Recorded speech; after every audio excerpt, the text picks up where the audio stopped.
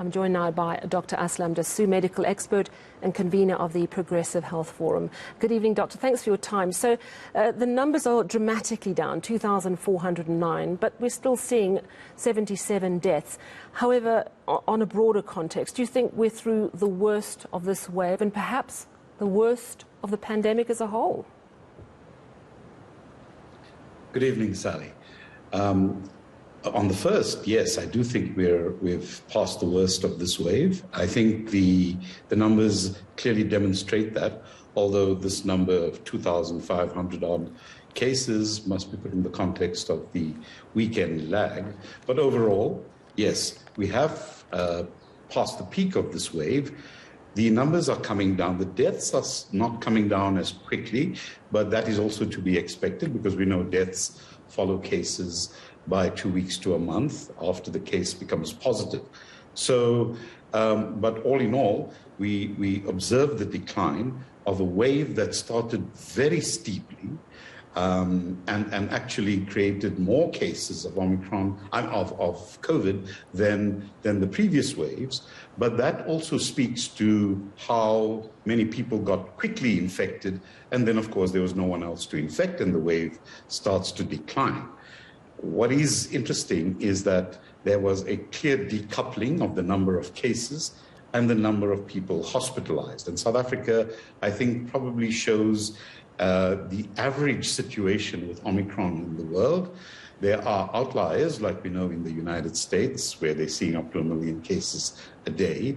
And even though the decoupling of the serious illness and the number of cases occurs there too, the overall absolute numbers are such that the health systems are still under severe pressure.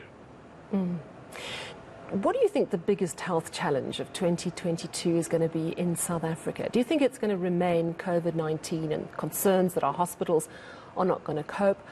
Or do you think that some of the cracks exposed in our health system by the strain of COVID are now going to be dealt with? Well, on the first, I think our health system will now be able to cope with the usual burden of disease that we have. But and it relates to your second point about whether the system is adequately geared to even deal with that. We knew before the pandemic that it was taking quite a bit of strain, especially with the rise in non-communicable diseases and the overall burden of disease just shooting up without a commensurate improvement in the capacity of the system. So I suspect we will still experience a little bit of that. However, this year portends, three potential futures for us. We are clearly at a step change in the progress of the pandemic. The first, potential scenario is that more variants will emerge that will be even more severe than Omicron, giving us great transmission and perhaps even greater evasion of existing immunity from vaccination or natural infection.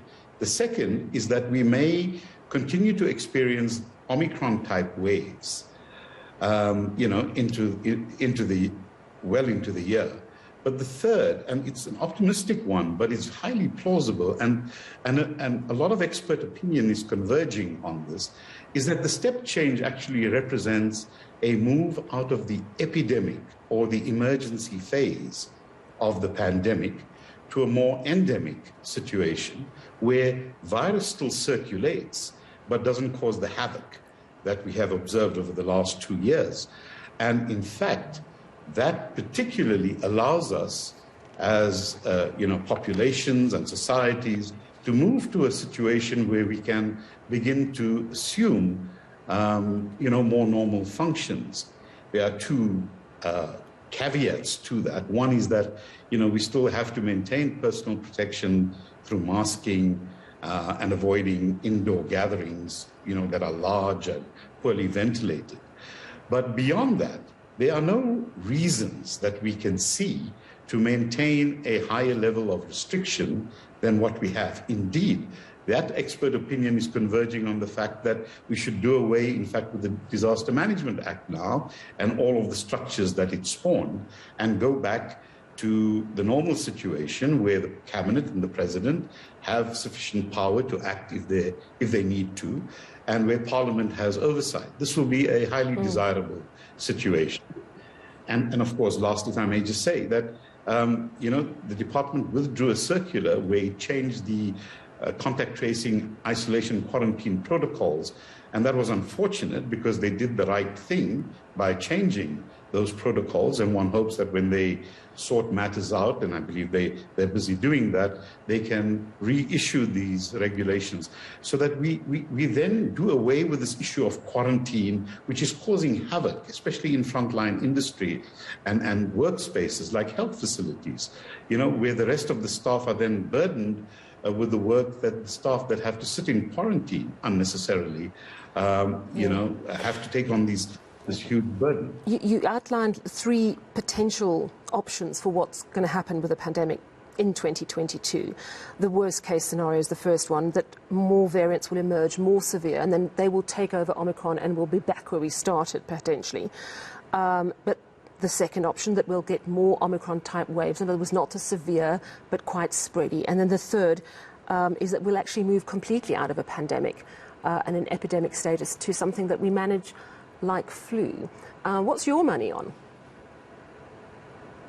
I think on the latter option, and I take confidence from the fact that this is not just a few people saying it.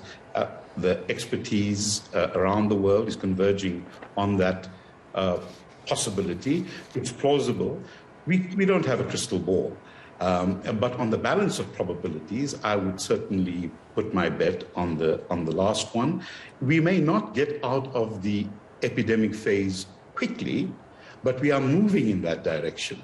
And as this wave ends, and perhaps another one arises, that will give us a much clearer picture of the trend. And then I could probably speak with greater certainty about what is likely to happen. But 2022 appears to be the pivotal year that gets us out of this terrible situation that has afflicted the whole globe.